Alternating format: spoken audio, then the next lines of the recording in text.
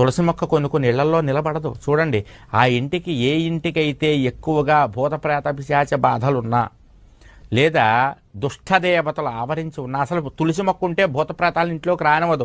దుష్టక్రియలు ఎవరైనా కనుక పనికి మాలినటువంటి పనులు క్షుద్ర ప్రయోగాలు చేస్తే ఆ ఇంటి యజమాని పాడైపోకుండా తులసి మొక్క తాను ఎండిపోతుంది అంతే.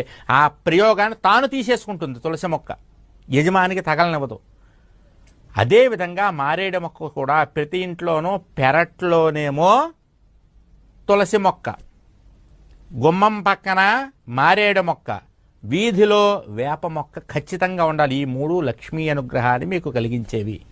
అందుకని గుమ్మం పక్కన చక్కగా ఒక మారేడు మొక్కను తెచ్చిపెట్టుకోండి, ప్రతిరోజు పూజ చేసుకోండి, కాస్త నీళ్లు పోస్తూ ఉండండి. మారేడు మొక్క ఉన్నటువంటి ఇంటి వైపు దరిద్ర దేవత రావడానికి మారేడు మొక్క ఉన్నటువంటి ఇంటి వైపు దరిద్ర దేవత